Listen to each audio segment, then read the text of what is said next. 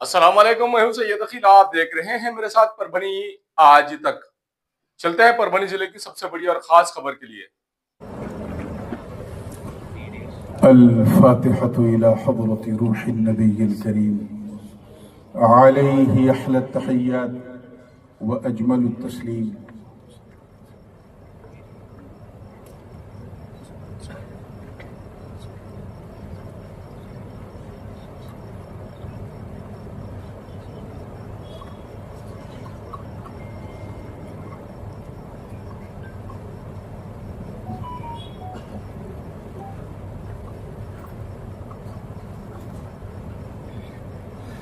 لي خمسة أطفي بها حر الوباء الحاتمة المصطفى والمرتضى وابناهما والفاطمة غوث اعظم بمن بے سر و ساما مدد قبلہ دی مدد کعبہ ایما مدد معین الدین حسن عالم پناہ بسوئے ما غریبہ یک نگاہ سرورا شاہ کریمہ دستگیرہ اشرفا حرمت روح پیمبر یک نظر کن سوئے ما ہم پہ احمد کا ہو سایہ ہم پہ اشرف کا کرم سیدی مختار اشرف با صفا کے واسطے قال اللہ تعالی فی شأن حبیبہ الکریم ان اللہ و ملائکتہ یصلون علی النبی يا أيها الذين آمنوا صلوا عليه وسلموا تسليما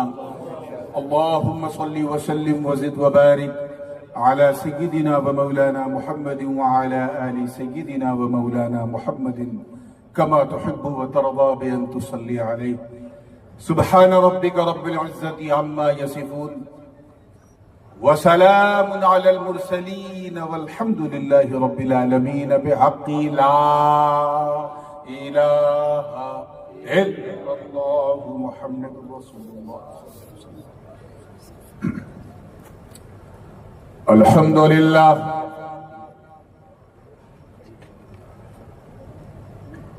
الحمد لله حق حمده والصلاة والسلام على من لا نبي من بعده سيدنا ومولانا ومأوانا وملجأنا وذخرنا وفخرنا ونبينا ورسولنا وحبيبنا ومحبوبنا وقائدنا وقدوتنا وكريمنا ورحيمنا وشفيعنا يوم العرض على الله محمد المصطفى صلى الله تعالى عليه وسلم وعلى آله وصحبه وأزواجه وعطرته أما بعد فأعوذ بالله من الشيطان الرجيم بسم الله الرحمن الرحيم الرحمن علم القرآن خلق الإنسان علمه البيان صدق الله العلي العظيم وبلغنا رسوله النبي الأمين الأمي الكريم ونحن على ذلك لمن الشاهدين والشاكرين والحمد لله رب العالمين.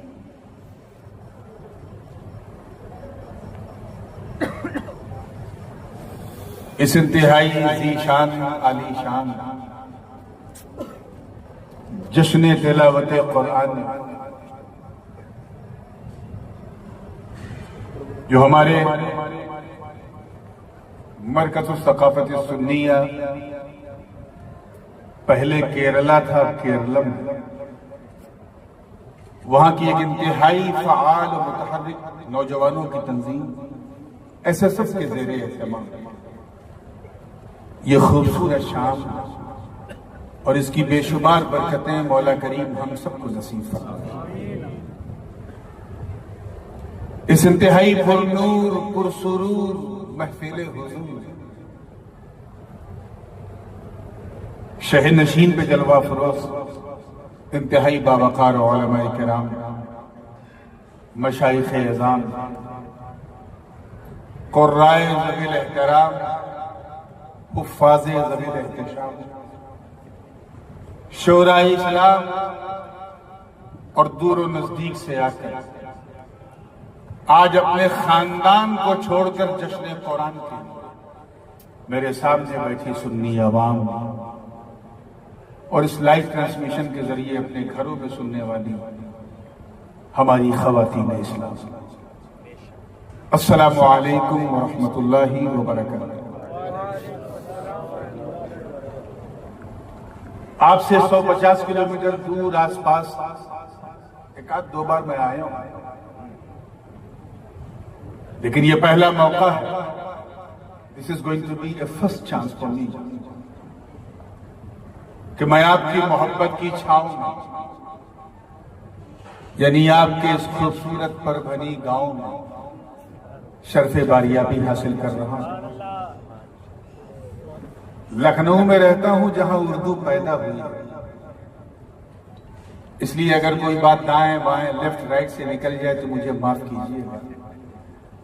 میں جانتا ہوں کہ اردو آپ کی بھاشا نہیں ہے، لیکن آپ سمجھیں گے نہیں، ایسی میری عائشہ بھی نہیں، اس لیے کوئی نراشا نہیں۔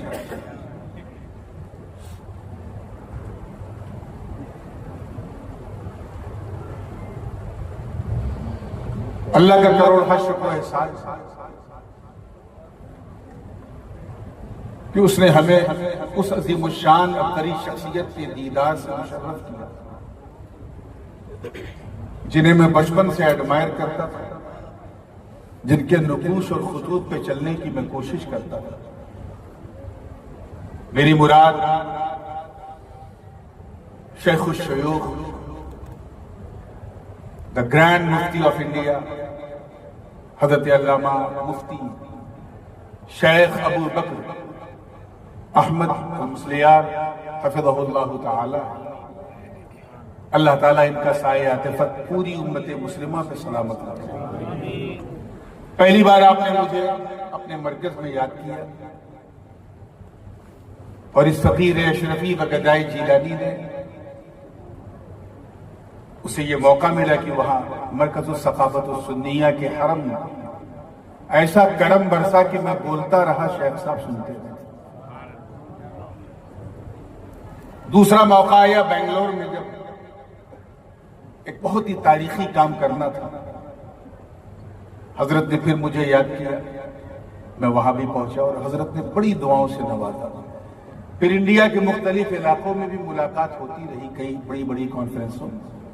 ایک دو بار حضرت نے اور یاد کیا، مگر میں اپنے بیرونی اسفار کی وجہ سے، کیونکہ میرا ایک پیر گیر گھاٹ تو دوسرا پیر ویر گھاٹ، کبھی لندن تو کبھی آسٹریلیا، میں نہیں آ سکا۔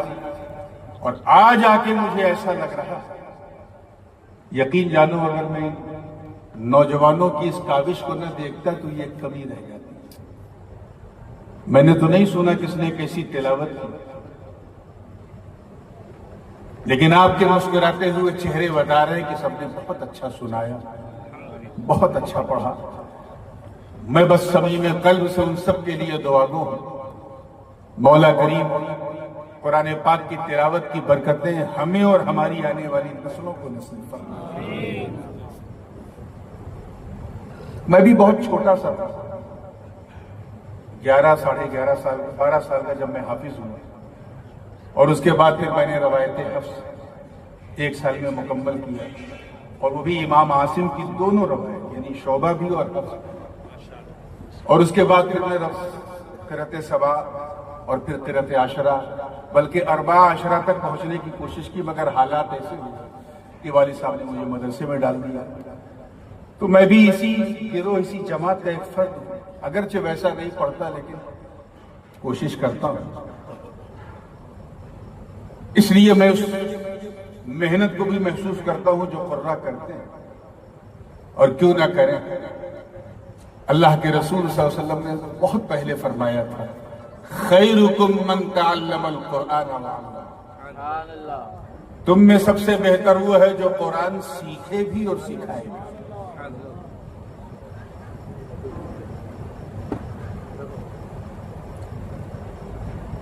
آئیے جس آیت کریمہ کی تلاوت کا میں نے شرف حاصل کیا اس پر عرض و معروف سے پہلے ایک مرتبہ پھر جی لگا کے درود پاک پڑھ لیں. اللہم صلی علی سیدنا جد الحسن والحسین وعلی آل سیدنا جد الحسن والحسین صلاۃ و سلام علیک یا رسول اللہ صلی اللہ علیہ وآلہ وسلم. سیدھا اور سلیس ترجمہ رب تعالیٰ کا ارشاد ہے رحمان وہ ہے، توجہ ہے نا آپ نے، جس نے سکھایا قرآن اپنے محبوب انسان کو اس نے پیدا فرمایا اور اسے سارا بیان سکھایا.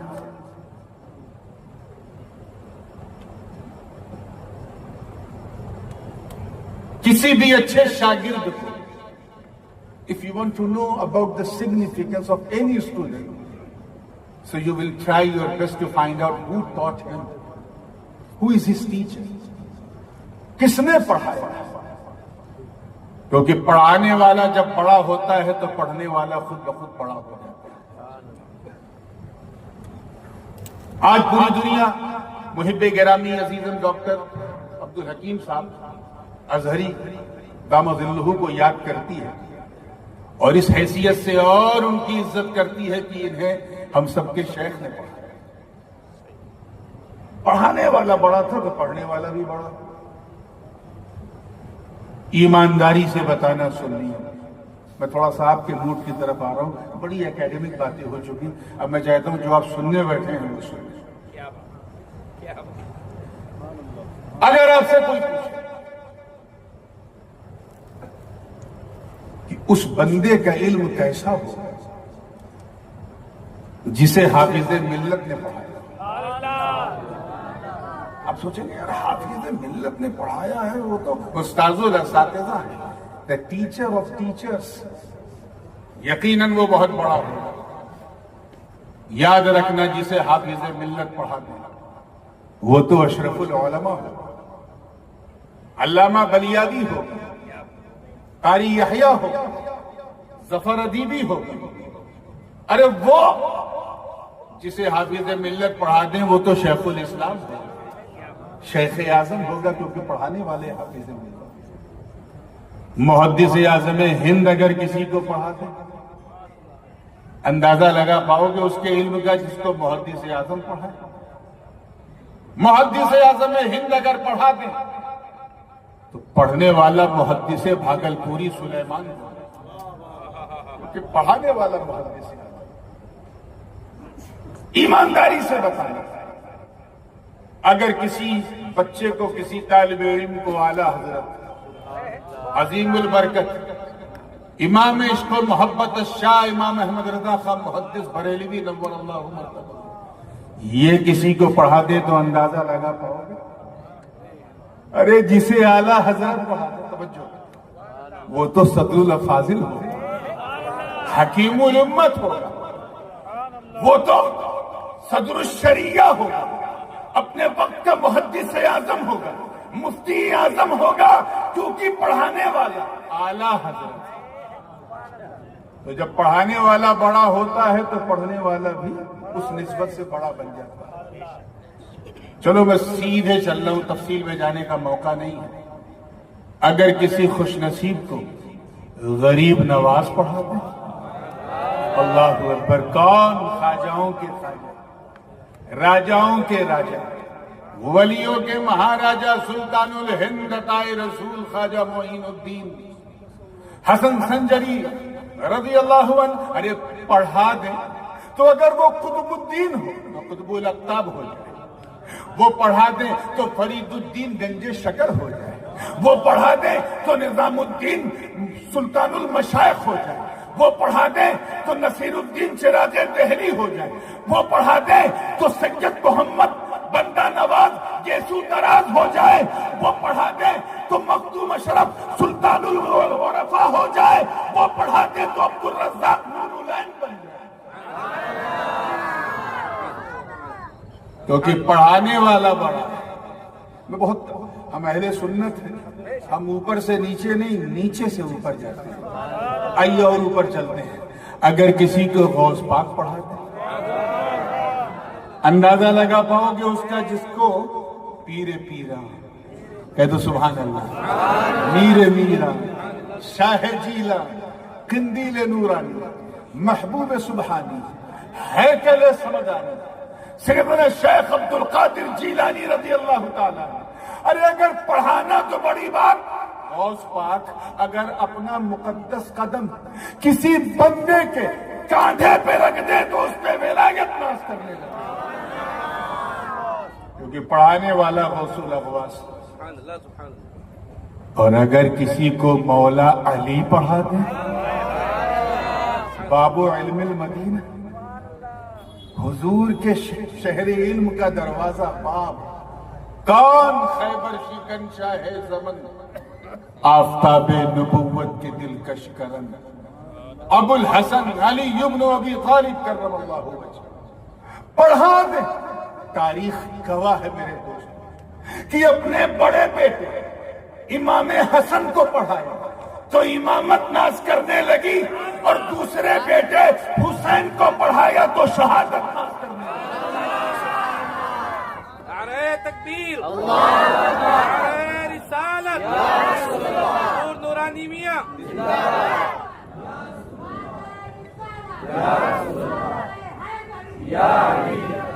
میں یہ سمجھنے کی کوشش کر رہا ہوں، ابھی تقریر نہیں شروع ہوئی، ابھی صرف یہ سمجھنے کی کوشش کر رہا ہوں آپ سننا کیا چاہتے ہیں، کیونکہ پہلی بار آیا ہوں، میں بالکل نہیں جانتا کہ آپ سنتے کس طرح ہیں، سن کے سمجھتے کس طرح ہیں، اور سمجھ کر ان لوگوں کو سمجھاتے کس طرح ہیں۔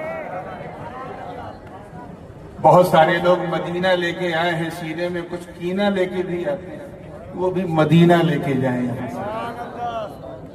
ایمانداری سے بتانا، اپنے دھڑکتے ہوئے سنی دل پہ ہاتھ رکھ کے بتانا کہ اگر کسی خوش نصیب کو ہمارے نبی پڑھا دیں، اللہ اندازہ لگا پاؤ گے اس کے علم کون؟ راحت قلب و سینہ، سرکار مدینہ، رحمت و نور کا خزینہ، علم و حکمت کا کنجینہ، جناب نوح کا سفینہ، ارے خوشبودار جن کا ہو پسینہ، یعنی احمد مصطفیٰ، محمد مصطفیٰ، روحی فدا ہو صلی اللہ علیہ وسلم۔ ارے نبی کا پڑھانا تو بڑی بات، صرف اپنے درسگاہ میں اگر بٹھا دیں ابو بکر کو تو صداقت ناز کرنے لگے، عمر کو پڑھا دیں تو عدالت ناز کرنے لگے، عثمان کو پڑھا دیں تو سخاوت ناز کرنے لگے، اور علی کو پڑھا دیں تو ولایت ناز کرنے لگے۔ مجھے بتاؤ پر بھنی اور قرب و جوار کے غیور سنی مسلمانوں، جب ہمارے پاس کوئی ایسا مقیاس یا معیار یا ترازو نہیں کہ ہم اندازہ لگائیں اس کا جس کو اعلیٰ حضرت پڑھاتے، جب ہم مخدوم اشرف کے پڑھائے ہوئے کا اندازہ نہیں لگا پاتے، جب غریب نواز کے شاگرد کے علم کا ہم اندازہ نہیں لگا پاتے، جب غوث پاک کے پڑھائے ہوئے شاگرد کے علم کا ہم اندازہ نہیں لگا پاتے، ارے جب جس کو مولا علی پڑھاتے جب ہم اس کے علم کا کوئی اندازہ نہیں لگا پاتے، جب نبی کے پڑھائے ہوئے صحابہ کے علم کا، توجہ چاہوں گا، ہم اندازہ نہیں لگا پاتے تو اس نبی کے، اس مصطفیٰ کے علم کا تم کیا اندازہ لگاؤ گے جسے بندوں نے نہیں خود مولا نے پڑھایا۔ الرحمن علم القرآن، رحمان وہ ہے جس نے سکھایا قرآن اپنے محبوب کو۔ یاد رکھیے گا، اگر آپ ہسٹری کی کوئی کتاب اٹھائیں گے تو آپ کو اس میں جتنے بھی مضامین ملیں گے وہ سب ہسٹری ہی کے ہوں گے۔ یہ اور بات ہے کہ کس زمانے کی ہسٹری ہے اس کے حساب سے چیپٹر ہوگا، لیکن بات ہسٹری کی ہوگی، اتہاس کی ہوگی، ہے کہ نہیں؟ تاریخ۔ آپ نے جغرافی کی کتاب نکالی تو ساری گفتگو اس میں بھوگولک ہوگی، جغرافی کی ہوگی، جغرافیائی ہوگی۔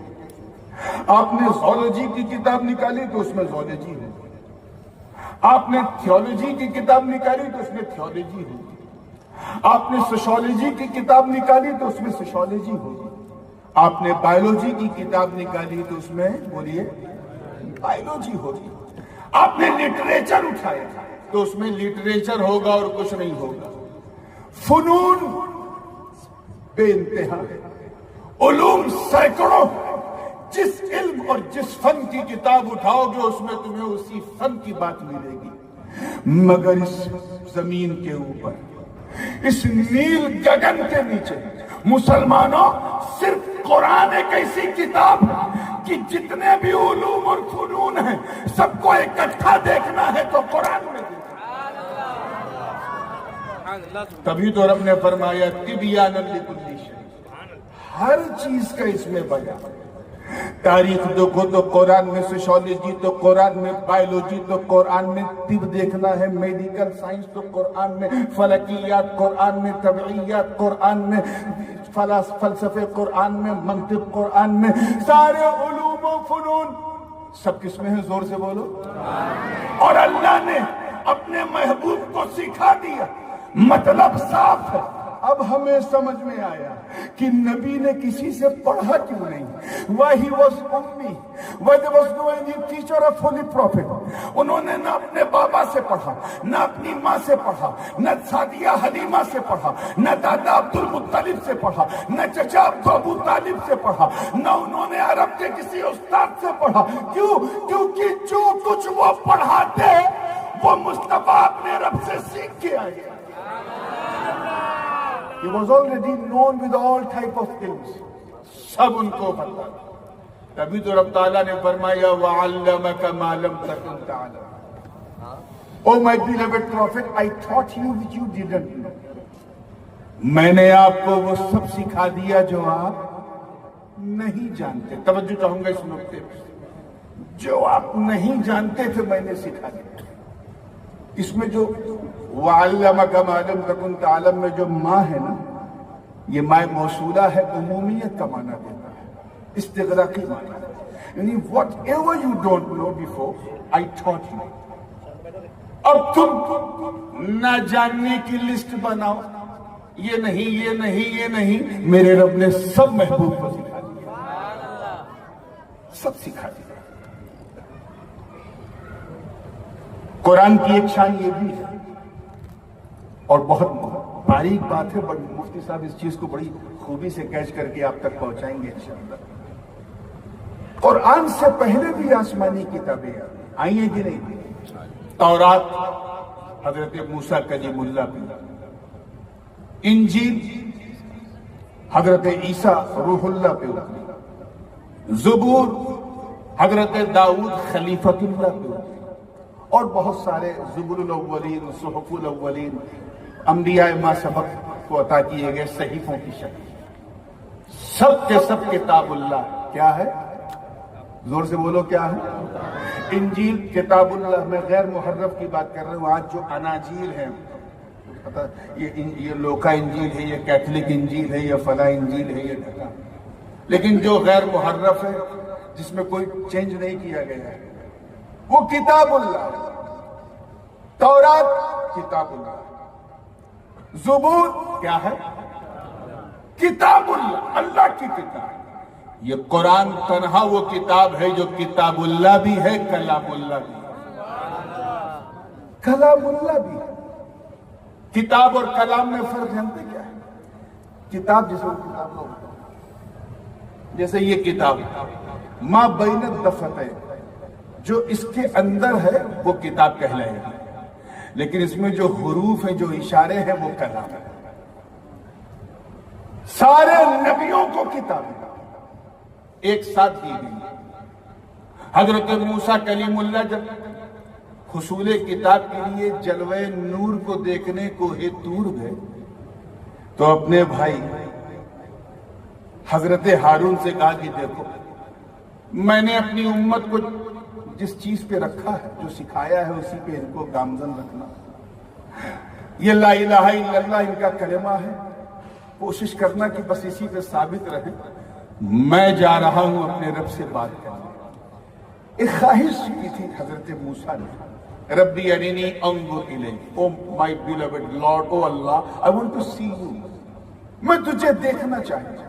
آواز آئی لن ترانی، ہرگز ہرگز نہیں دیکھے گا، ہاں لیکن اگر ملنا ہے تو کوہ طور پہ آ، وہاں میں تجھے کتاب ہدایت دوں گا۔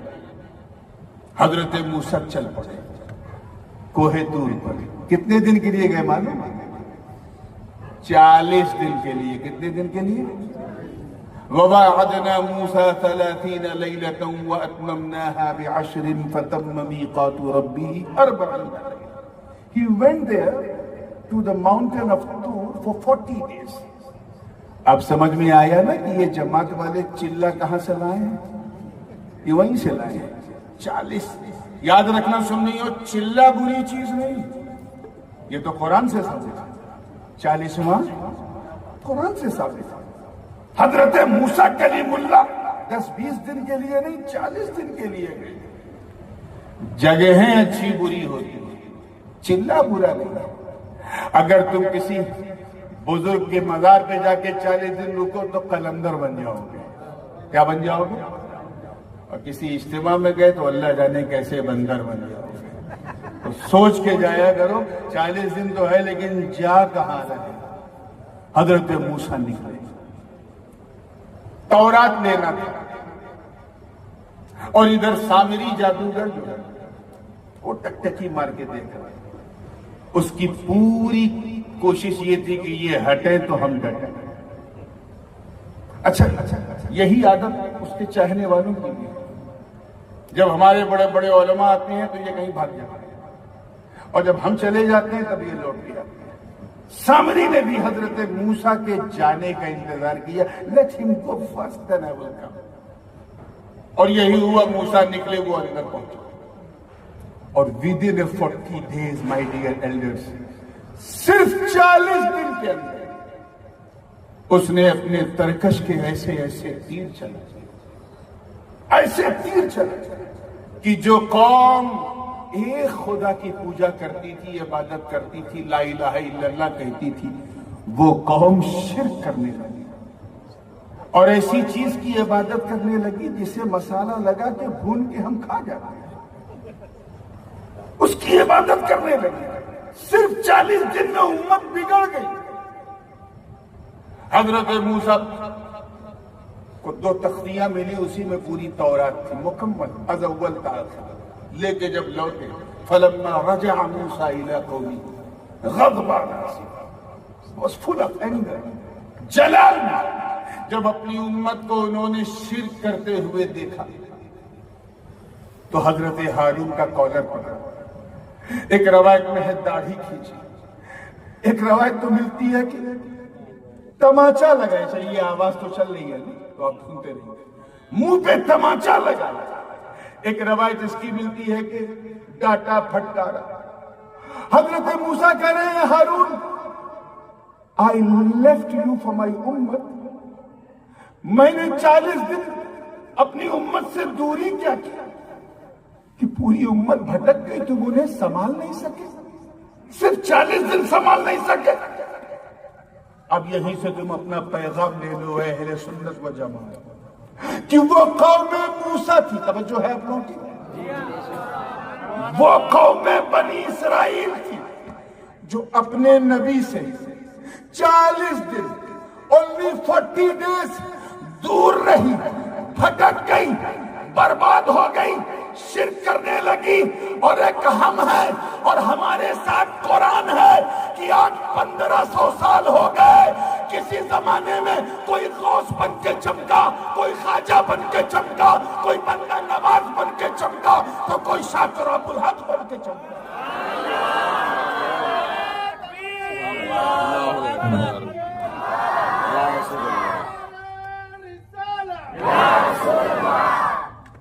اسی لیے کہتے ہیں کہ اپنے رشتے کو قرآن سے مضبوط رکھو۔ اللہ پاک فرماتا ہے وَاعْتَصِمُوا بِحَبْلِ اللَّهِ جَمِيعًا وَلَا تَفَرَّقُوا، اللہ کی رسی کو مضبوطی سے تھامے رہو اور فرقہ بندی مت کرو۔ مفسرین فرماتے ہیں اللہ کی رسی هو القرآن الکریم، وہ اللہ کی کتاب ہے قرآن، مضبوطی سے تھا۔ میں ادھر آؤں گا انشاءاللہ۔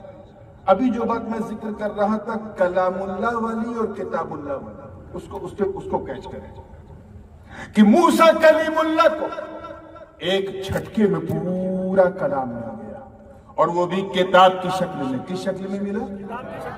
کتاب اللہ۔ حضرت عیسیٰ کو بھی ایک ساتھ ساری انجیل ملی، حضرت داؤد کو بھی ایک ہی دفعتاً پوری زبور ملی، مگر میرے آقا کو جو قرآن ملا وہ 23 سالوں میں، 23 ایئرز میں، ہے نا؟ رفتہ رفتہ ملا۔ دیکھیں کتنے لوگ کیچ کر رہے ہیں، رفتہ رفتہ ملا۔ حضور مکے میں تھے، قرآن کی آیتیں اتر رہی تھی، جنگ میں ہے قرآن کی آیتیں اتر رہی ہیں، مدینے میں ہے قرآن کی آیتیں اتر رہی ہیں، بدر و احد خیبر و خندق میں جہاد کر رہے اور قرآن کی آیتیں اتر رہی ہیں۔ تو کیونکہ یہ رفتہ رفتہ اتری، اس لیے یہ کتاب اللہ کی شکل نہیں، کلام اللہ ہے۔ اللہ اپنے محبوب سے کلام کر رہا ہے، محبوب اپنے رب سے کلام کر رہے ہیں، تو اللہ اور اس کے رسول کی باتیں قرآن کی شکل میں سینہ پاک حبیب پر اتری، اور ایک ساتھ نہیں اتری، 23 سالوں میں اتری۔ تو پچھلی جو کتابیں تھیں وہ آئیں اکٹھے مگر بکھر گئیں، قرآن آئی بکھری بکھری مگر سمٹ گئی۔ سمجھ میں آئی بات کہ پھر دوہراؤں؟ پچھلی کتابیں ایک ساتھ ملی مگر ایسا بکھری کہ سب کے سب محرف ہو گئی، صرف زبر زیر نہیں، آیت کی آیت بدل گئی۔ اور قرآن ہمیں ملا حصوں میں، الگ الگ حصوں میں، لیکن ایسا سمٹا کہ صبح قیامت تک سمٹا، ہر جگہ موجود، ہر حال میں موجود۔ یاد رکھنا، کتاب کو مٹایا جا سکتا، کتاب کو، کلام کو نہیں مٹایا جا سکتا۔ آپ لوگ بہت ہوشیار لگ رہے ہیں ماشاءاللہ۔ میں نے ہانڈی میں پیاز رکھی، آپ سمجھ گئے کیا پکنے جا رہا ہے۔ کتاب کو if you want to destroy any book you can just burn it or you can just put into the water، پانی میں ڈال دو کتاب ختم، ہے کہ نہیں؟ آگ لگا دو کتاب جل جائے گی کہ نہیں؟ تو کتاب کو you can destroy the book but you cannot destroy the talk۔ کتاب ختم ہو سکتی، کلام ختم نہیں ہو سکتا۔ یہی وجہ کہ قرآن کے علاوہ جتنی بھی کتابیں ان کو مٹایا جا سکتا ہے، کافی حد تک مٹ بھی گئیں، مگر یہ صرف کتاب اللہ نہیں، قرآن کلام اللہ بھی ہے، اسے نہ مٹایا جا سکتا ہے۔ ارے مٹانا تو دور، اس کی صورت بھی نہیں بدلی جا سکتی، صورت تو دور، اس کی آیتیں بھی نہیں بدلی جا سکتی، آیتیں تو دور، اس کے کلمات بھی نہیں بدلے جا سکتے، کلمات تو دور، اس کے زبر زیر پیش اور اعراب و نقطے بھی چینج نہیں ہو سکتے، کیونکہ یہ کتاب اللہ بھی ہے، کلام اللہ بھی ہے۔ ارے یہ صرف مدینے میں نہیں بلکہ حافظوں کے سینے میں بھی موجود ہے، حافظوں کے سینے میں بھی موجود ہے۔ یہ جو پچھلی کتابیں تھیں، تورات، انجیل، زبور ایکسیکٹرا، ان کے حافظ جو ہیں وہ صرف نبی ہوتے تھے۔ پوری بنی اسرائیل کمیونٹی ایک بھی حافظ تورات نہیں، لیکن حضرت موسیٰ کلیم اللہ، حضرت ہارون یہ حافظ تھے۔ پوری بنی اسرائیل کمیونٹی میں ایک بھی حافظ انجیل نہیں ملے گا، مگر حضرت عیسیٰ حافظ انجیل تھے۔ توجہ ہے نا آپ لوگوں کی؟ پوری کمیونٹی میں یروشلم کی کوئی بھی حافظ زبور نہیں ملے گا، مگر حضرت داؤد علیہ السلام حافظ زبور، زور سے بولیے، تھے۔ تو پہلے کیا ہوتا تھا؟ اللہ کی کتاب نازل ہوئی اور اس کے حافظ وہی نبی ہوتے تھے جن پہ وہ کتاب نازل ہوتی، اور قرآن کا اعجاز دیکھو، اللہ اکبر، قرآن کا اعجاز دیکھو کہ قرآن اگر صرف کتاب اللہ ہوتا تو اس کے حافظ صرف ہمارے نبی ہوتے، مگر یہ کلام اللہ بھی ہے، اتنی بابرکت چیز کہ اس کا حافظ نبی بھی، علی بھی، ولی بھی، گلی گلی میں اس کا حافظ مل رہا ہے۔ بات سمجھ میں آ رہی ہے نا؟ آئے گی تبھی میں آگے بڑھوں گا، ورنہ پھر اسی کو ڈیفائن کروں گا، تو پوری توجہ سے سنتے رہیے۔ ایک خاص بات اور بھی تھی، عربی زبان لسان العربی ہے، یہ لسان الجنہ ہے، جنتی زبان ہے۔ کون سی زبان ہے؟ اللہ کو سب سے پیاری محبوب زبان یہ ہے، اسی لیے کوئی کسی بھی زبان میں دنیا میں بات کرتا ہو، قبر میں سوالوں کا جواب اسے عربی میں دینا ہے، چاہے وہ ہندی ہو یا سندھی ہو، چاہے کشمیر کا ہو یا کیرلا کا ہو، چاہے بنگال کا ہو یا گجرات کا ہو، قبر میں اسے عربی ہی بولنا ہے۔ من ربو کا کہے گا ربی اللہ، ما دینوں کا دینی الاسلام، کیونکہ لسان الجنہ ہے، اللہ کی محبوب زبان ہے۔ تو میں آپ کو بتاؤں، امام فخر الدین رازی وغیرہ فرماتے ہیں کہ اللہ نے اپنی کتاب جب کسی نبی پہ نازل کی تو عربی زبان میں نازل کی۔ کس زبان میں؟ پھر ہوتا کیا تھا، جس قوم کا نبی ہوتا تھا، جس پہ کتاب نازل ہوتی تھی یا کوئی صحیفہ نازل ہوتا تھا، اس قوم اور کمیونٹی کی لوکل زبان میں وہ نبی اسے ٹرانسلیٹ کر کے دے دیتا تھا۔ چنانچہ تورات اگر عبرانی زبان میں آئی تو حضرت موسیٰ عربی زبان میں نازل ہوئی تو حضرت موسیٰ نے اسے عبرانی میں ٹرانسلیٹ کر دیا۔ انجیل لیٹن زبان میں اگر آئی تو حضرت عیسیٰ نے اسے لیٹن زبان میں کیا، آئی تھی عربی زبان میں۔ زبور عربی زبان میں نازل ہوئی، مگر اسے نبی نے اپنی قوم کو جب دیا تو ان کی اپنی قومی زبان میں دیا۔ اور قرآن کو دیکھو مسلمان، کہ قرآن جب رسول عربی میں نازل ہوا تو جس طرح مصطفیٰ کو ملا اسی طرح امت مصطفیٰ کو ملا۔ ایک وجہ یہ بھی ہے کہ قرآن آسانی سے یاد ہو جاتا ہے۔ رب تعالیٰ فرماتا ہے وَلَقَدْ يَسَّرْنَا الْقُرْآنَ لِلذِّكْرِ فَهَلْ مِن مُدَّكِرٍ، اتنا آسان کر دیا کہ عالم بھی یاد کر لے، غیر عالم بھی یاد کر لے۔ یہ بہت بڑے آنر کی بات ہے۔ اب آئیے تھوڑی سی، کیونکہ بچے بھی بیٹھے ہیں، ان کے ذوق کے لیے کچھ بات کروں پھر آگے بڑھتا ہوں، اجازت ہے نا آپ لوگوں سے؟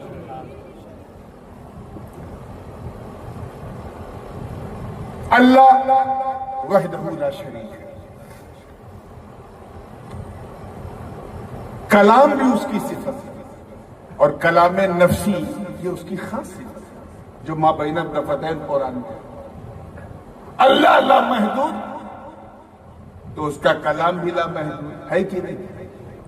علماء کی توجہ چاہوں گا اس نقطے پہ، اچانک یہ بات ذہن میں آئی۔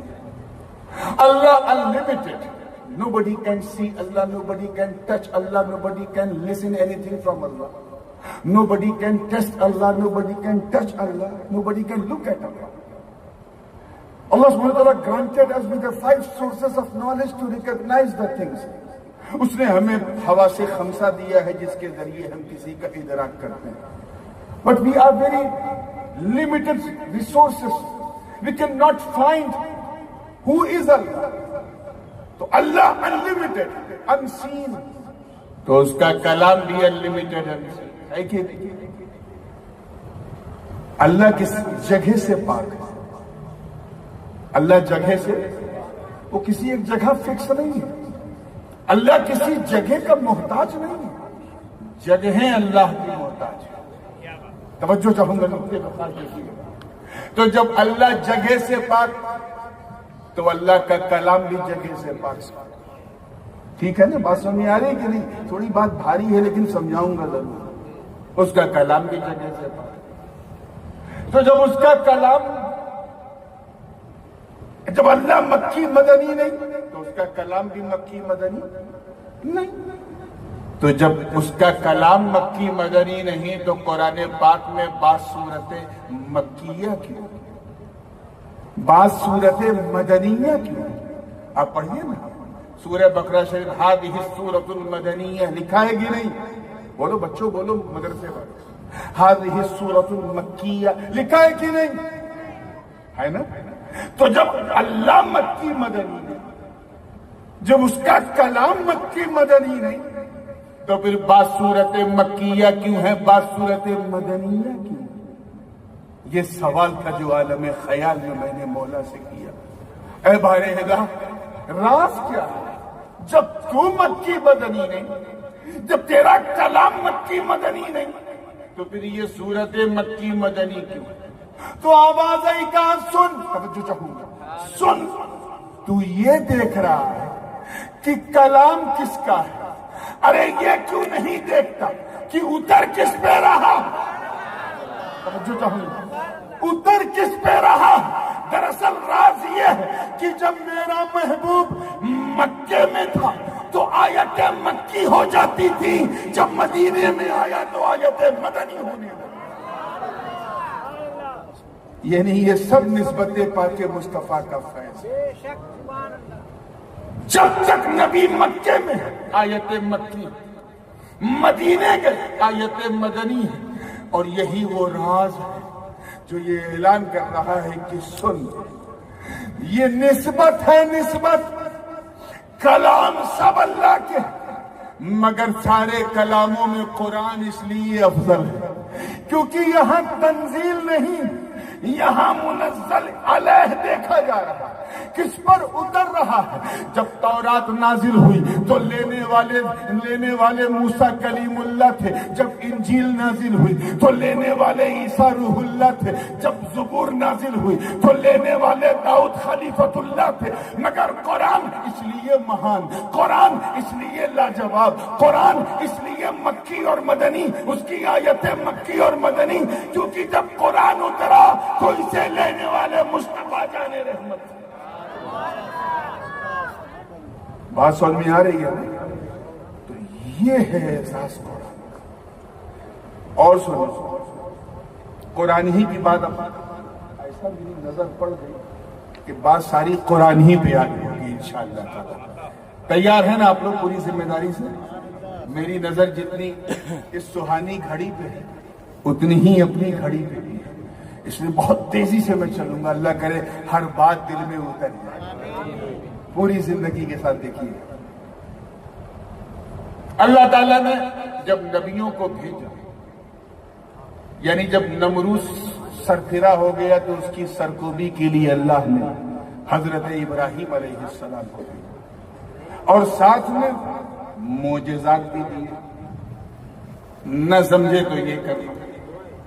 حضرت موسیٰ کو فرعون کو سبق سکھانے کے لیے بھیجا، وَأَرْسَلْنَا إِلَىٰ فِرْعَوْنَ رَسُولًا، اور اکیلے نہیں بھیجا، معجزہ بھی دیا، ایک ڈنڈا دیا۔ کیا دیا؟ کیا کہتے ہیں آپ لوگوں سے؟ ڈنڈا، لاٹھی، کیا بولتے ہیں؟ یہ رسا نہیں، ڈنڈا ہے جس سے مارتے ہیں، لاٹھی، ایک لاٹھی بھی دیا۔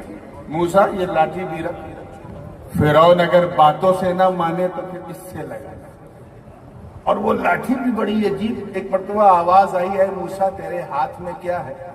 تو حضرت موسیٰ سمجھ گئے آواز دینے والا کون ہے، جواب بھی دیا تو خوب لمبا، قال هي عصاي اتوكل عليها واهش بها على غنمي ولي فيها مآرب۔ اے اللہ یہ عصا ہے، یہ لاٹھی ہے، یہ ڈنڈا ہے، اس سے میں بکریوں کو چراتا بھی ہوں، اس سے ٹیکا بھی لیتا ہوں، اس کے سہارے چلتا بھی ہوں، اور بڑے بڑے کام میں اس سے کرتا ہوں۔ چاہتے تو شارٹ کٹ میں جواب دے دیتے، لیکن لانگ کٹ میں جواب کیوں دیا؟ اس کا راز تو معراج کی رات میں کھلا، جب 9 بار حضرت موسیٰ نے نبی کو بھیجا، اور 5 کم کرائیے، اور 5 کم کرائیے، اور 5 کم کرائیے، اور 5 کم کرائیے، 50 وقت کی نماز کو 5 تک کرایا۔ عشق نے پوچھا موسیٰ جب 50 سے 5 کروانا تھا تو ایک ہی بار میں کیوں نہیں کروایا؟ یہ 9 بار میں 5 5 5 5 کیوں کم کرایا؟ تو کا راز یہ ہے کہ طور سے میں نے جلوہ دیکھا تھا، آج میں نور کو نور سے دیکھنے والا ہوں۔ जलवे नूर को मुस्तफा की आंखों के नूर में देखो। तो ये मूसा की शान लंबा जवाब दिया डंडा, और वो डंडा ऐसा था फन फजरत मिन हुस्नता अशरता आईना कि पत्थर पे डंडा मारते थे 12-12 चश्मे जारी हो जाते। नदी बहती, नदी पे डंडा मारा तो रास्ता बन जाता था। तो ये सब हिस्सी मोजेजात हैं। क्या इन मोजेजात को सिर्फ उन्होंने देखा जो उस दौर में थे, हम तो सिर्फ सुनते आए हैं। आपने सुना है हजरत मूसा का मोजेजा डंडे वाला, देखा है कि सुना है? जोर से सुना है, सबने सुना है। हजरत ईसा को मोजेजा दिया था, वो उबरिउल अकमह वल अबरस व उहयिल मौता बिइज़्निल्लाह, मैं कोढ़ी को ठीक कर देता हूँ, अंधे को बीना कर देता हूँ, अल्लाह के हुक्म से ही बीमार को शिफा मिल जाती है। ये हजरत ईसा का मोजेजा था। इसको देखा है कभी या सुना है? जोर से बोलो। तो पिछले नबियों ने जो मोजेजात दिखाए वो सब हिस्सी मोजेजात थे। जोर से बोलो, क्या थे? हिस्सी समझे, जिसे महसूस किया जाए, जिसे देखा जाए। जैसे ये मोबाइल है, इसको हमने इसे पकड़ा तो महसूस किया कुछ है, तो वो हिस्सी मोजेजात। उनके गवाह वही हैं जो उस दौर में पैदा हुए, जिनके सामने हुआ। मगर मेरे नबी की शान देखो परवनी वालों, अल्लाह ने कुरान की शक्ल में मुस्तफा को ऐसा मोजेजा दिया कि अबदुल आबाद तक कुरान उसकी एक सूरत के बराबर कोई दूसरी सूरत नहीं ला सकती। तो कुरान मुकम्मल तौर पे मुस्तफा के एजाज का कमाल है। तारीख गवाह, अरब के बड़े बड़े फसहा, बड़े बड़े बुलगा ने कोशिश की कि कुरान जैसा कुछ लाऊं। कुरान की आयतें सुनने लगे तो कहा ये तो किसी शायर का कलाम है। इल्म गैब की बातें सुनी तो कहा ये तो किसी जादूगर, किसी काहिन की बात है। कभी साहिर कहा, कभी जादूगर कहा, कभी ज्योतिषी कहा, कभी कुछ कहा, कभी कुछ कहा, मगर एक आयत लेके नहीं। नबी ने मौला अली को हुक्म दिया, ऐ अली जा तू 3 आयतें इन्हें सुना दे कुरान की। ये अपने कलिमात को काबे की दीवार पे लटकाते हैं ना, तू जाके 3 आयतें सुना दे ताकि इन्हें पता चल जाए बंदों का कलाम कैसा होता है, मौला का कलाम कैसा होता है। हजरत अली ने 3 आयतें लटका दी। इन्ना आतैना कल कौसर फसल्ली लिरब्बिका वन्हर इन्न शानियका हुवल अबतर। ये 3 आयतें ऐसी थी कि इसको सुनने के बाद बड़े बड़े फुसहाए अरब, बड़े बड़े बुलगाए अरब, बड़े बड़े लिटरेचर अरबी वाले, बड़े बड़े शोरा थक के बैठ गए और सबने एक लफ्ज, एक सुर, एक जबान सबने कहा, ऐ मोहम्मद इब्न अब्दुल्लाह हादा लैसा बिकलामिल बशर, ये किसी बशर, किसी इंसान का कलाम हो ही नहीं सकता। ये ऐसा मोजेजा है कि जिसे सुनो तो दिल मुतमईन हो जाए, ऐसा मोजेजा है पढ़ो तो दिल काबा बन जाए, ऐसा मोजेजा है जो आंखों को मुनव्वर और मुजल्ला कर दे, ऐसा मोजेजा है जो मशामे जान मुअत्तर कर दे, ये ऐसा मोजेजा है जो सुबह कयामत तक पूरी इंसानियत को ये चैलेंज दे रहा कि ए खुदा के बंदो, माँ का दूध पिया तो कुरान के मुकाबले में एक सूरत तो लेके आ। अरे सूरत तो सूरत, तू एक कलमा भी नहीं ला सकता। इसीलिए मुसलमानों, अल्लाह की रस्सी को थामना है तो इसी कुरान को थामो। ला यअतीहिल बातिल मिन बैनि यदैहि वला मिन खल्फी। इसमें कहीं से कोई बातिल है ही नहीं, ना आगे ना पीछे, ना बाहर ना अंदर। ये बिल्कुल कोरी खुली किताब है। इसको आज हम लोग उसी वक्त याद करते हैं जब किसी का इंतकाल हो जाए। ये 40वें और 30 में पढ़ने के लिए नहीं है, सिर्फ पढ़ो सवाब मिलता है, ये तदब्बुर करने के लिए। उलमा और स्कॉलर्स फरमाते हैं कि सबसे खुशनसीब इंसान वो है जो कुरान को पढ़ता है। क्या है? जो कुरान को पढ़ता है, कारिए कुरान का। उससे ज्यादा खुशनसीब वो है जो कुरान को याद कर लेता है। یعنی حافظ قرآن ہے. زور سے بولو سبحان اللہ. اور کہا سب سے زیادہ خوش نصیب وہ انسان ہے جو عالم قرآن ہو، یعنی قرآن کو جانتا بھی. کون نہیں چاہتا کہ ہم اللہ کے قریب ہوں؟ چاہتے ہو نا؟ Each and everybody wants to get closer to Allah, اللہ کے قریب ہو جائے. کیونکہ بندہ جتنا اللہ کے قریب ہوگا اتنا ہی اللہ کا حبیب ہوگا. اللہ کا قریب ہونا یہ بہت بڑے اعزاز کی بات ہے. اللہ کے قریب ہونے کے لیے اللہ کا تقوی اختیار کرو، اس سے ڈرو. جو بری چیزیں ان سے پرہیز کرو، جو اچھی چیزیں ان کو اڈاپٹ کرو. مگر جو سب سے قیمتی ہے وہ یہ ہے کہ if you want to get closer to اللہ، اللہ کے قریب ہونا ہے تو اللہ کی کتاب قرآن کو سمجھ سمجھ کے پڑھو، سمجھ سمجھ کے پڑھو، اس کی میننگز کو سمجھ سمجھ کے پڑھو. جتنا تم قرآن کو سمجھتے جاؤ گے اتنا قرآن کے قریب ہوتے جاؤ گے.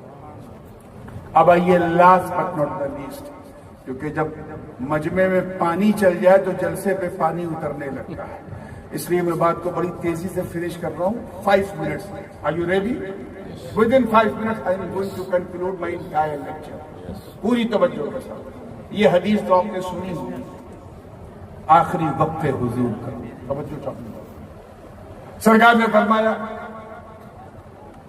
ترکت فیکم الثقلین، اور ایک روایت میں ہے انی تارک فیکم الثقلین ما ان اخذتم بہما لن تضلوا ابدا کتاب اللہ و عترتی. میں تم میں 2 بھاری چیزیں چھوڑ کے جا رہا ہوں. I am leaving for you 2 most heavy things. If you take it properly you will not be misguided. اس کو پکڑ لیا مضبوطی سے تو گمراہ زور سے بولو نہیں ہوں گے. گارنٹی دے رہا ہوں. پانی کے ساتھ اس نورانی کو بھی سن لو آج پوری توجہ کے ساتھ، گارنٹی کے ساتھ. جو حضور نے فرمایا ایک اللہ کی کتاب، ایک اہل بیت مصطفیٰ، اور آسان کر دوں ایک قرآن، دوسرا میرے نبی کا خاندان. کہہ دو سبحان اللہ. آپ دیکھیے نا جو لوگ بھٹکے ہیں ان کے ساتھ پرابلم کیا ہے. ایک طبقہ وہ ہے جس نے اہل بیت کو تو پکڑ لیا ہے، کالا کالا کپڑا پہن کے محرم میں یا حسین یا حسین، ہم نہ تھے یا حسین. ابے تم نہیں تھے تو کون تھا؟ کوفہ میں تم ہی لوگ تو تھے. تو انہوں نے خاندان کو پکڑا، مگر قرآن کی پکڑ کمزور ہو گئی. کیا نتیجہ نکلا؟ بھٹک گئے. گڑبڑ ہوئے کہ نہیں؟ زور سے بولو. اور ایک طبقہ اور جو قرآن کو تو ایسا کہ حافظ ان کے یہاں، عالم ان کے یہاں، قرآن کے سمجھنے والے سمجھانے والے 100 سے زیادہ لوگوں نے قرآن کا اردو میں ترجمہ کر ڈالا. قرآن قرآن، خاندان سے تعلقات اچھے نہیں. ان کا بھی حال دیکھ لو، پیجامہ اونچا کر کے چلتے ہیں، بھٹک گئے. قرآن ہاتھ میں ہے، بھٹک گئے. کیوں؟ کیونکہ خاندان ساتھ میں. ہم اہل سنت ہیں الحمدللہ. ہمارے ایک ہاتھ میں قرآن تو دوسرے ہاتھ میں نبی کا خاندان. یہاں ایک سوال پیدا ہوتا ہے کہ سب سے پیاری جماعت نبی کے بعد اس نیل گگن نے، اس نیلے آسمان نے اگر انبیاء کے بعد سب سے پیاری جماعت کوئی دیکھی ہے تو وہ صحابہ کی جماعت ہے کہ نہیں؟ اللہ کے رسول صلی اللہ علیہ وسلم نے صحابہ کو قرآن کا ساتھی نہیں بنایا، اہل بیت کو بنایا. خدا کی قسم وہ صحابہ، توجہ چاہوں گا زندگی کے ساتھ بات سمجھ میں آ جائے تو دعا. ارے جنہوں نے بدر و خیبر و خندق میں پرچم اسلام کو لہرا دیا وہ صحابہ، جنہوں نے ایک اشارہ پا کر مکے سے مدینے کی طرف ہجرت کر لی وہ صحابہ، جو نبی کے وضو کے قطروں کو بھی زمین پہ گرنے نہ دیں وہ صحابہ، جنہوں نے انطاکیہ کی کلیساؤں میں گھس کے اذان دے دی وہ صحابہ، جن کے تصور سے قیصر و کسریٰ کے ایوان میں زلزلہ آ جائے وہ صحابہ، جن کا نام سن کر کفر تھر تھر آ جائے وہ صحابہ. ارے جو میدان بدر و حنین میں اپنے کافر رشتہ داروں کے خلاف تلوار اٹھا کر یہ پیغام دے دے کہ اے لوگوں، رشتہ داری اور ہے، مصطفیٰ کی وفاداری اور ہے. خدا کی قسم اس نیل گگن نے ایسی جماعت نہیں دیکھی جس جماعت کو ہم جماعت صحابہ کہتے ہیں. ارے جن کا نام سن کر رستم اور سہراب کا کلیجہ تھر تھرا جائے وہ صحابہ. ارے جن کے ہیبت و شوکت کے سامنے مصر کے بڑے بڑے پادری ننگے پیر ہو جائیں وہ صحابہ. جن کا چہرہ دیکھو تو خدا یاد آ جائے وہ صحابہ. جن کے تصور کی کپکپاہٹ کے سامنے بیت المقدس کا پادری قدموں میں چابیاں رکھ دے وہ صحابہ. ارے جو دریائے نیل کی، دیکھیں کتنے لوگ تاریخ جانتے ہیں، دریائے نیل کی روانی کو صرف ایک خط لکھ دے تو روانی کا مزاج بدل جائے وہ صحابہ. ارے جنہوں نے فتح قادسیہ کے لیے سعد بن ابی وقاص کی کمان میں شامل ہو کر جب عراق کا رخ کیا اور سامنے دریائے دجلہ کی طوفان مارتی لہریں رکاوٹ بنی تو وہ صحابہ رکے نہیں، بلکہ نہ آؤ دیکھا نہ تاؤ دیکھا، اپنے گھوڑوں کو دریائے دجلہ میں اتار دیا. اور اس منظر کو دیکھ کر شاعر مشرق کو بھی کہنا پڑا کہ دشت تو دشت ہے، دریا بھی نہ چھوڑے ہم نے، بحر ظلمات میں دوڑا دیے گھوڑے. کتنی مقدس جماعت ہے جماعت صحابہ. اس لیے صحابہ کے بارے میں سوچ کے بولا کرو، سوچ کے بولا کرو. جمل میں انہوں نے ایسا کیا، صفین نے ایسا کیا. ابے تیرے باپ ہمت، تیری اوقات کہ تو کسی ارے مصطفیٰ کا جس نے پیار سے دیدار کیا ہو، دل سے اور آنکھوں سے پیار کیا ہو، اپنا سب کچھ نبی پہ نثار کیا ہو، تو 4 کتاب پڑھ کے ایرانی چندے پہ پڑھنے والا صحابہ کی توہین کرتا. یاد رکھ، جس طرح خدا نبی کو بائی پاس کر کے تو خدا تک نہیں جا سکتا، ایسے ہی صحابہ کو بائی پاس کر کے مصطفیٰ تک نہیں جا سکتا.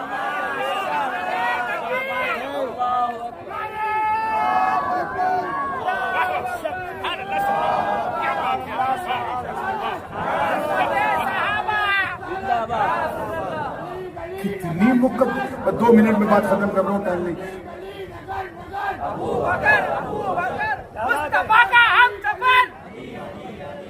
ماشاء اللہ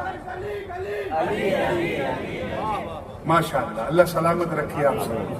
اب بات بالکل فائنل ٹچ ہے، اور یہ ایسا ٹچ ہے کہ بیٹھے بیٹھے سن لو تو حج ہے. بالکل زندگی کے ساتھ تیار ہیں آپ لوگ. اتنی مقدس جمع. اللہ تعالیٰ نے قرآن کا ساتھی صحابہ کو نہیں بنایا، اپنے گھر والوں کو. کس کو زور سے بولوں؟ اس کی ایک آسان وجہ بتا دوں جو آپ سب کیچ کر سکتے ہیں. آسان وجہ یہ ہے کہ کوئی صحابی، مفتی صاحب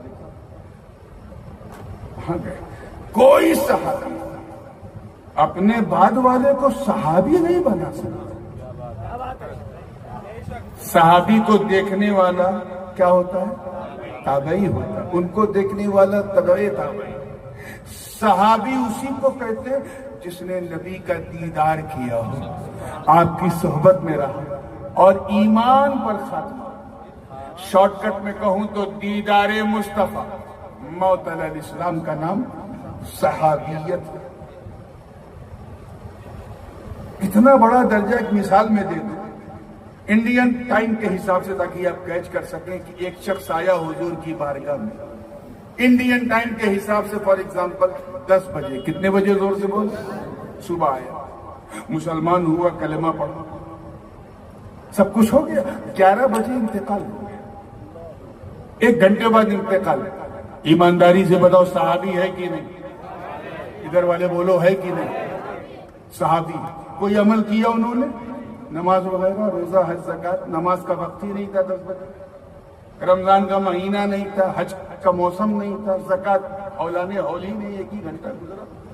کوئی عمل نہیں. اور درجہ معلوم ہے؟ غوث اعظم سے افضل، غریب نواز سے افضل، داتا لاہوری سے افضل، بندہ نواز کے سودراز سے افضل. میں ان سے پوچھتا ہوں جو صحابہ کا عمل دیکھتے ہیں کہ صفین میں یہ تھا، جمل میں یہ تھا، تو فلاں جگہ یہ تھا، ڈھکا جگہ یہ تھا. ابے جاہلو، تو صحابہ کا عمل دیکھتا ہے؟ सहाबी अमल से बंदे का है।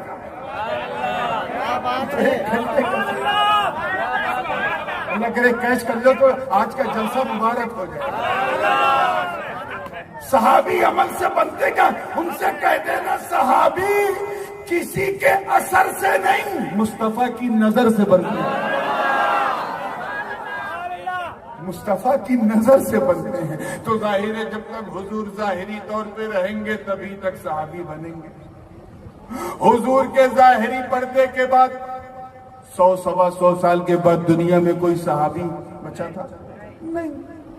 सबसे आखिरी सहाबी भी अगर हम मान ले तो कम से कम 100 साल बाद। अब अगर कुरान का साथी सहाबा को बनाया जाता तो 100 साल के बाद जब दुनिया में एक भी सहाबी ना होता, कुरान अकेला रह जाता कि नहीं? जोर से बोलो, तन्हा हो जाता कि नहीं? और जब कुरान अकेला रहता तो मार्केट में कुरान की गलत तशरीहात, गलत तौजीहात, गलत तनकीहात, गलत तौजीहात, गलत मानी, गलत तराजिम, गलत मफाहीम मार्केट में घूमते, लोग अपने हिसाब से तफसीर करते। बड़ा जरूरी था कि इस कुरान के साथ कुछ ऐसे इसके साथी बना दिए जाएं जो इसकी हिफाजत सुबह कयामत तक करे।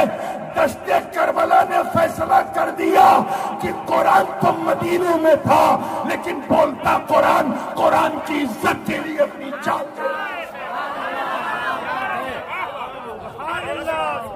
इसीलिए कहते हैं हम उस फिरके से ताल्लुक नहीं रखते जो सीने पे कुरान रखे और सीने के अंदर नबी के खानदान का बुग़्ज़ रखे। हम उस फिरके से भी ताल्लुक नहीं रखते जो नबी के खानदान को सीने पे पलकों पे बिठाए और कुरान को सिर्फ अपने ताप पे मस्जिद के रखे। हम अहले सुन्नत वल जमात, शाह वलीउल्लाह मुहद्दिस देहलवी, शाह अब्दुल कादिर बदायूनी, शाह फजले रसूल बदायूनी, फजले हक खैराबादी, इमाम अहले सुन्नत आला हजरत फातिह बरेलवी, या फिर अगर शाहकार दकन मौलाना अनवारुल्लाह फारूकी की बात की जाए, हम इनके मानने वाले हैं। हम न कुरान को छोड़ते हैं न नबी के खानदान को छोड़ते।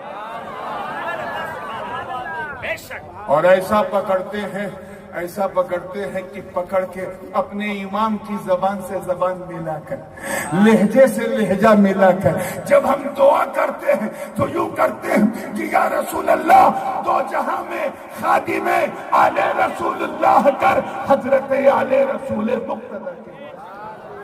मौला करीम हम सबको कुरान की तालीम की तौफीक अता फरमाए, हाफिज कुरान भी बनाए, कारी कुरान भी बनाए, आलिम कुरान भी बनाए।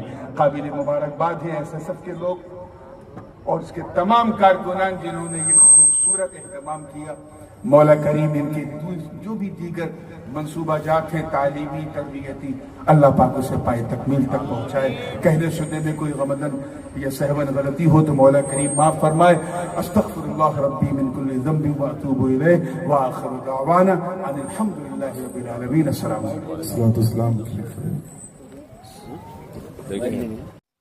मैं हूं सैयद अखील, आप देख रहे हैं मेरे साथ परभनी आज तक। इस न्यूज को कवर करने में हमें सहायता की है परभनी आज तक के कार्यकारी संपादक बाबरुद्दीन सिद्दीकी, 24/7 माझा महाराष्ट्र न्यूज चैनल के कार्यकारी संपादक सत्तार खान पठान, दी फैक्ट टुडे के कार्यकारी संपादक सलीम खान और जुल्फुसर, परभनी टुडे के कार्यकारी संपादक सैयद अयान, परभनी आज तक के मराठवाड़ा ब्यूरो चीफ सोहेल तांबोली, 24/7 माझा महाराष्ट्र न्यूज चैनल के मराठवाड़ा ब्यूरो चीफ फिरोज खान पठान, परभनी आज तक के जिला प्रतिनिधि सैयद मोबिन सैयद इस्माइल, परभनी आज तक के परभनी शहर प्रतिनिधि शेख सद्दाम शेख निजाम, 24/7 माझा महाराष्ट्र न्यूज चैनल के परभनी जिला प्रतिनिधि शमीम खान पठान, महबूब खान पठान, मुन्ना खान पठान, शेख अयारा मैडम, शेख इस्माइल और शेख शहनाज।